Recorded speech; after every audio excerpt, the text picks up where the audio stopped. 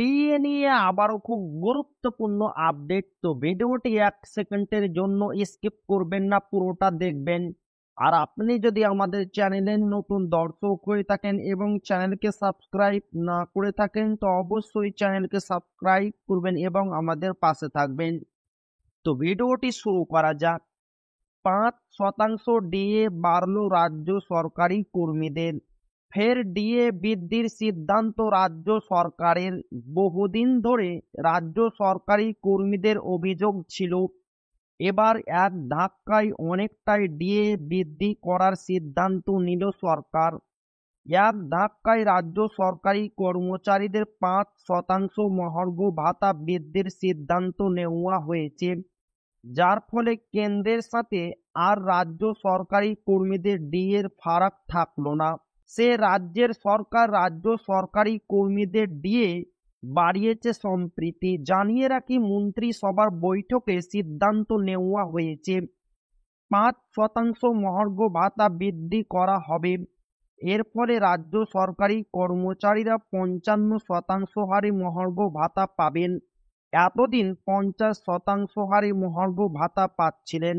কিছুদিন আগে ডিএ বৃদ্ধি করেছে কেন্দ্র সরকার। কেন্দ্রীয় কর্মচারীদের জন্য মহার্ঘ ভাতা এবং পেনশনভোগীদের জন্য মহার্ঘ ২% বৃদ্ধি করেছে মোদী সরকার। ৫৫% হয়েছে মহার্ঘ ভাতার পরিমাণ।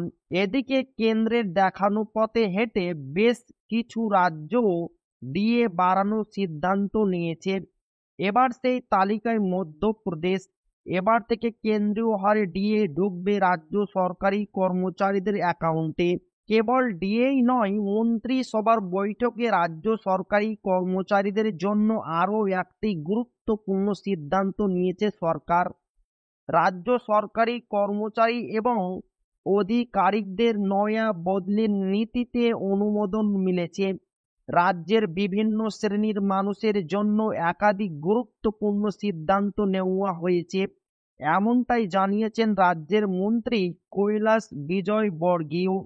আর রাজ্যের এহেন সিদ্ধান্তে স্বাভাবিকভাবে খুশি সরকারি কর্মচারীরা।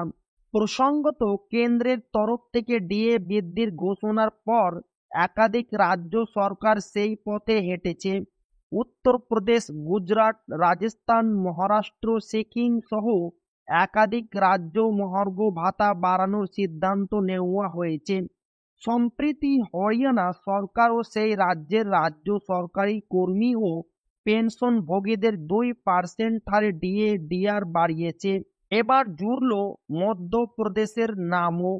এদিকে বহুদিন ধরে কেন্দ্রীয় হারে ডিএর দাবিতে পশ্চিমবঙ্গে আন্দোলন চালাচ্ছে রাজ্য সরকারি কর্মীদের একাংশ। তবে এখনও কাঙ্ক্ষিত ডিএ মেলেনি। বর্তমানে ষষ্ঠম পে কমিশনের আওতায় 18% হারে ডিএ পাচ্ছেন রাজ্যের কর্মীরা। তো এই ছিল ডিএ নিয়ে খুব গুরুত্বপূর্ণ আপডেট, যা আপনাদের মাঝে শেয়ার করলাম। তো ভিডিওটি ভালো লাগলে অবশ্যই আপনার বন্ধুদের শেয়ার করবেন, যাতে তাদেরও উপকার হয়।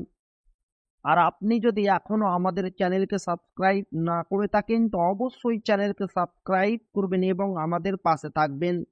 তো আবারও দেখা হবে ডিএ রিলেটেড খুব গুরুত্বপূর্ণ ভিডিওতে।